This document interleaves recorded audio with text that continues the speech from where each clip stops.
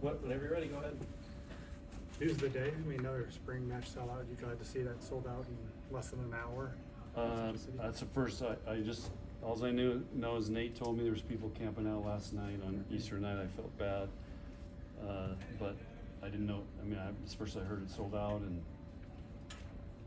there's no place like Nebraska.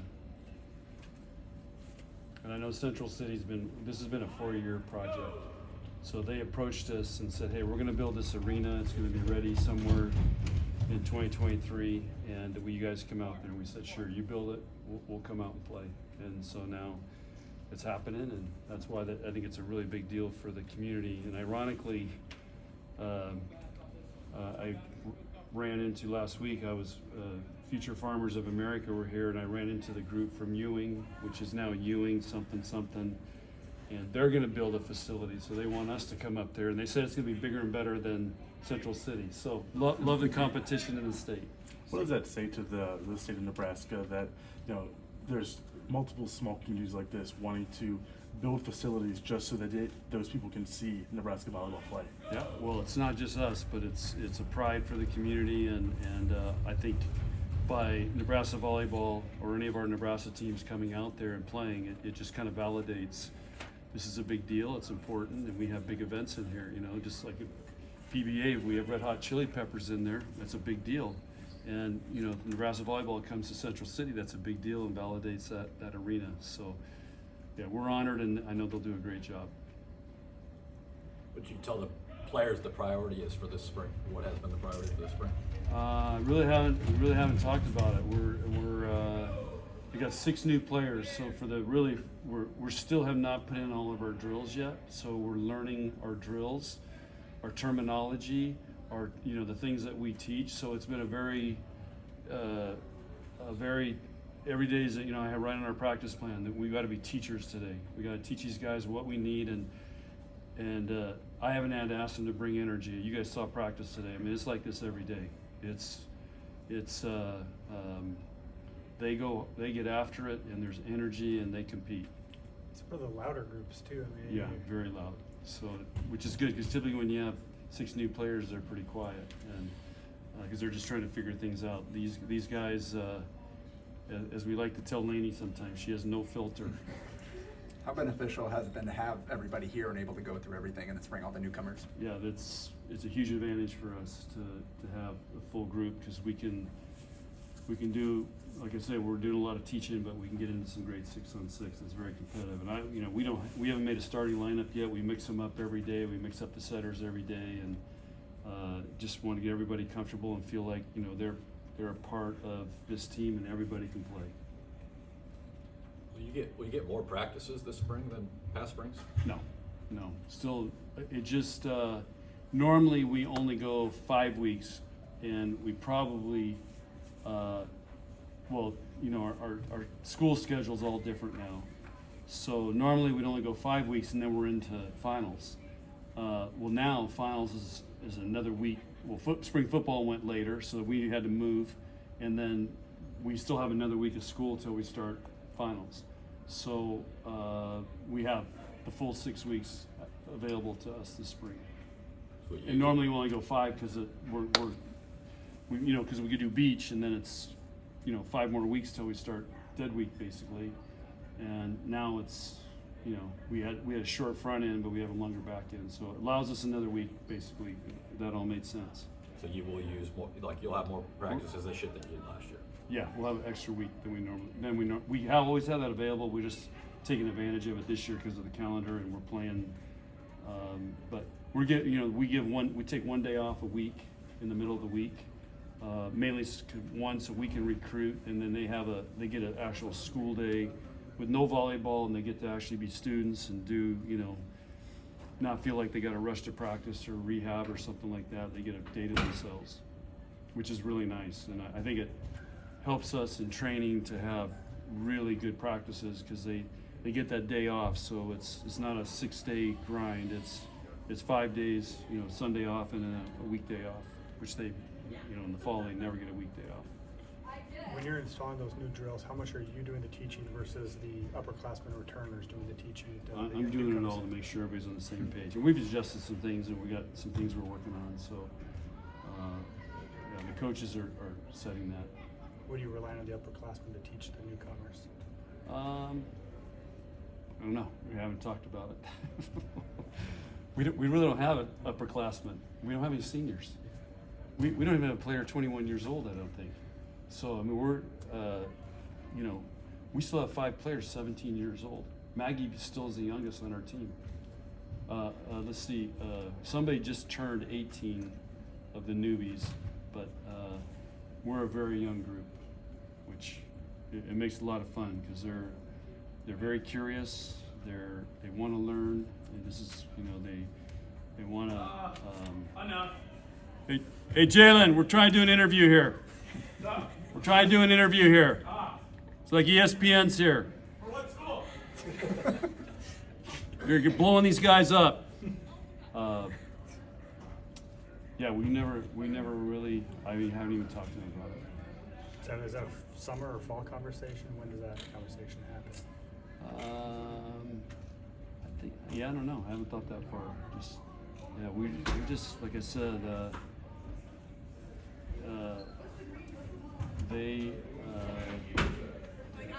Yeah, I don't know. It's just, it doesn't feel like we have 6 new players, I'll tell you that. So it feels like this group's been together, and again, playing beach really helped that. Kenny obviously didn't go through the beach. What was she able to accomplish during the spring here? We trained the heck out of her.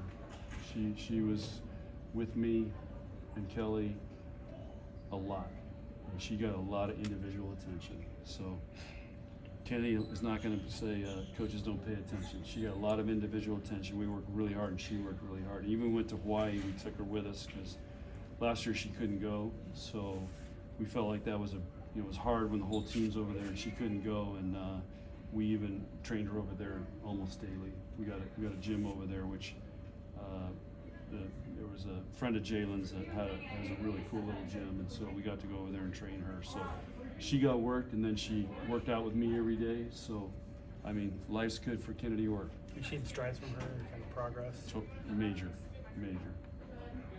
With all the newcomers and the young players on the team, is your expectation for the season a little different, or is it the same as it has been in previous years? Nothing ever changes here. So we're trying to win the last match of the year, and we're trying to win the Big Ten championship. So nothing ever changes here. The game doesn't know how old you are. That's what I tell them. Tell us freshmen. Game doesn't know how old you are. You talk about the young freshman, but Merritt's coming here with a couple of years of college experience. How is she kind of integrated into the team? Great. She, like I said, it feels like she's been here for 2 years already. I mean, it's been a great transition. I think she's really connected. She lives with Lindsay Krause, which has been really, really helpful for her to integrate in because, you know, Lindsay's is involved in the community. She does stuff with the team. It's been a great transition for Merritt, and she also has, you know, there's 2 guys on the football team from Florida, so she knows those guys. So there's it's been a great transition for her. What have you liked about the 6 newcomers so far in practice? They compete, and like I said, they're not bashful. They don't care how old they are or who's ahead of them. They're competing. They want to play. Stands out about Andy now that she's in your gym and she's got good setters, and what stands out about her now? Well, did you see her today? What stands out to you?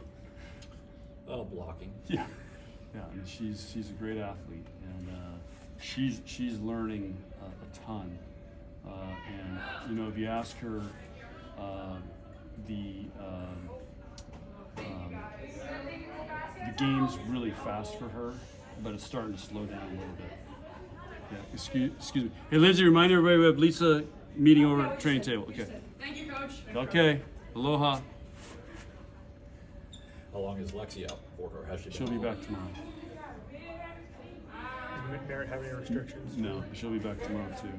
These are just little things that, you know, if it was fall, it wouldn't be a problem, but just spring, we don't push through some of these things. So they'll be both be back tomorrow.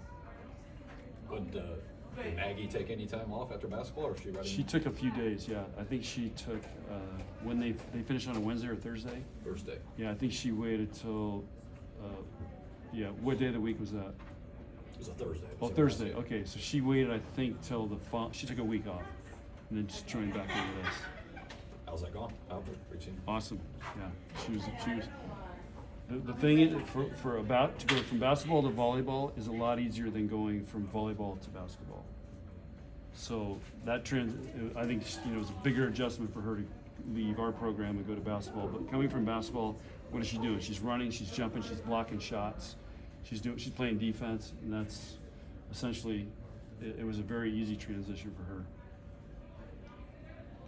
With the outdoor match, what's been most interesting to you about the reaction from people? It's unreal. I mean, there are people going to come in from all over the world for this thing. It's like a happening. I've never seen anything like it. It's everywhere I go. There's two things everybody talks about everywhere. I mean, I've been all over the state. I've been all over the country recruiting. Everywhere I go, people want to talk to me about that stadium match, and they want to find out about the horses. It's unreal. I mean, this thing is, it's like, I can't even, I went recruiting with Harper down to Kansas City because her club team came down there. She went down there, and this is a huge convention center. I mean, I told Harper, I said, you're going to get mobbed.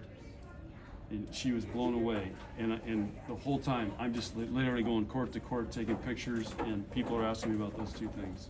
So it's been a huge reaction, and people are fired up from everywhere. I mean, in airports, I'm running into people coming up to me and talking about it. It's a really big deal. So make recruiting more challenging? You're getting pictures Yeah, of- yeah. Well, it's cool because you're sitting there. All these other coaches are sitting there too, and they're like, watching this. And Jalen and I keep track. He gets a lot of pictures taken too. We keep track. We keep score. So it's been. But I think part of it is this attention from this match is like, wow, Nebraska's trying to do something great. Who's winning? I am. So what do you think the attendance will be now? I think it's going to sell out. Now the question is, what does it sell out with the stages and everything? That's what they're trying to figure out. I think it's going to sell out. All right. Thanks. Thank you. Okay, guys.